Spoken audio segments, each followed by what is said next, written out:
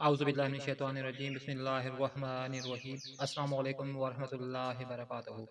ابن فرید اسلام اور عربی ادب کے انتہائی قابل ذکر اور ذہین ترین صوفی شاعروں میں سے ایک تھے۔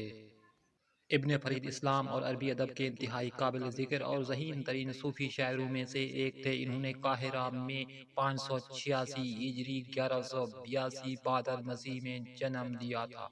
نوجوانی کے عالم میں انہوں نے اپنا زیادہ تر وقت قاہرہ کے نزدیک واقع المکتم پہاڑ پر مراقبے میں مشغول رہتے ہوئے گزارا تھا۔ اپنے باپ کی وفات کے بعد انہوں نے سرکاری ملازمت کو خیر باد کہہ دیا تھا۔ وہ ایک معمر کریانہ فروش کی بے حد توقیر سر انجام دیتے تھے، کیونکہ وہ انہیں خدا کے ایک برگزیدہ بندے کے روپ میں دیکھتے تھے۔ وہ مکہ شریف چلے آئے تھے اور غیر آباد وادی اور پہاڑوں میں گھومتے رہے تھے، جنہوں نے شہر کو اپنے حصار میں لے رکھا تھا۔ اپنی زندگی کے 15 برس بعد انہیں الہام ہوا کہ وہ قاہرہ واپس لوٹ آئیں اور اس کریانہ فروش برگزیدہ بندے کے جنازے میں شریک ہوں اور مصر میں ہی رہیں جہاں پر اس نے وفات پائی تھی۔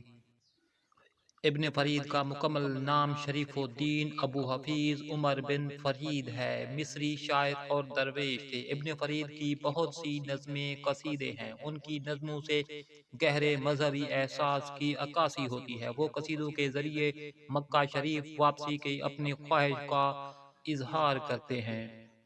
ابن عربی کی مانند ابن فرید نے بھی پیغمبر اسلام صلی اللہ علیہ وآلہ وسلم کو خواب میں دیکھا اور اپنے ادبی کاموں کے لیے ان سے ہدایت موصول کی۔ یہ بھی کہا جاتا ہے کہ فرید نے الہام کے بغیر کبھی کچھ نہ لکھا تھا، اور جامی کے بقول وہ ہفتہ یا 10 دن حالت وجد کا شکار رہتے تھے اور دنیا سے لا تعلق رہتے تھے، اور مابعد اپنے حواس میں واپس آتے تھے اور 30 یا 40 یا 50 شعر تحریر کرواتے تھے۔ وہ سب کچھ تحریر کرواتے جو کچھ خدا نے ان کی حالت وجد کے دوران ان کو الہام کیا ہوتا تھا۔ ابن عربی کے برعکس ابن فرید جلدوں پر مشتمل تحریریں پیش کرنے والے لکھاری نہ تھے۔ ابن خلقان کہتے ہیں کہ ان کا منظوم کلام منفرد اسٹائل کا حامل ہے، منفرد سوچ کا حامل ہے، جو اپنے وقار اور خوبصورتی کے اعتبار سے پڑھنے والے کے لیے دلکشی کا باعث ثابت ہوتا ہے۔ ابن فرید کو بھی اپنے نقادوں کا سامنا کرنا پڑا۔